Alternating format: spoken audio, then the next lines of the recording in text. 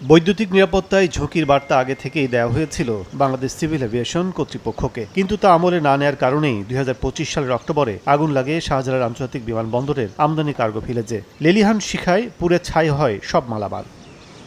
ওই কার্গো ভবনের বেশ কিছু নথির তথ্য আসে সময় সংবাদের হাতে। অগ্নিকাণ্ড এড়াতে ২০২৪ সালের জানুয়ারিতে পুরনো লাইন সংস্কারে সিভিল এভিয়েশনের প্রকৌশল বিভাগে চিঠি দেয় বাংলাদেশ বিমান। একই স্মারক ধরে পুনরায় সতর্কতামূলক চিঠি দেয়া হয় ২০২৫ সালের মে মাসেও, যেখানে উল্লেখ ছিল বৈদ্যুতিক লাইনের নিরাপত্তা ঝুঁকির বিষয়টিও।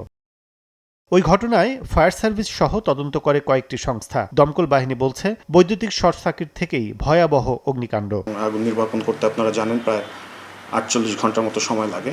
আমাদের তদন্তে আমরা দেখতে পাই শর্ট সার্কিটের কারণে আগুনটার সূত্রপাতটা হয়।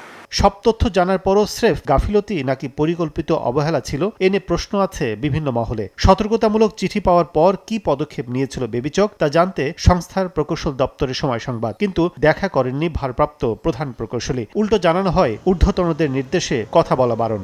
টাইফুন ফ্যাব্রিক কেয়ার,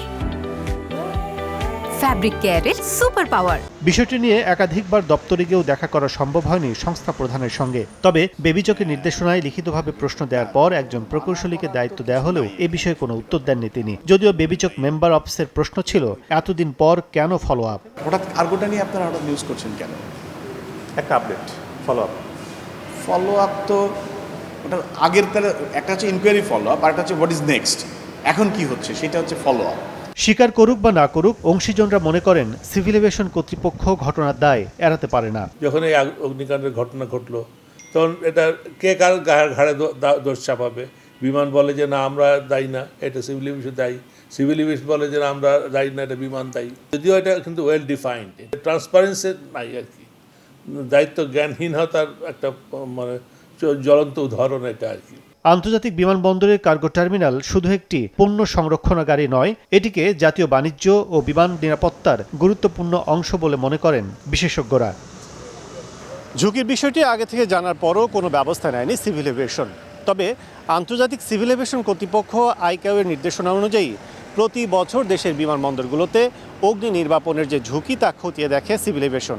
সেক্ষেত্রে প্রশ্ন হলো, শুধু কি উড়োজাহাজ আর টার্মিনালের নিরাপত্তা নিশ্চিতই করবে, নাকি পুরো এয়ারপোর্ট চত্বরের অগ্নি নির্বাপনের যে ঝুঁকি তা খতিয়ে দেখার দায়িত্ব সংস্থাটির?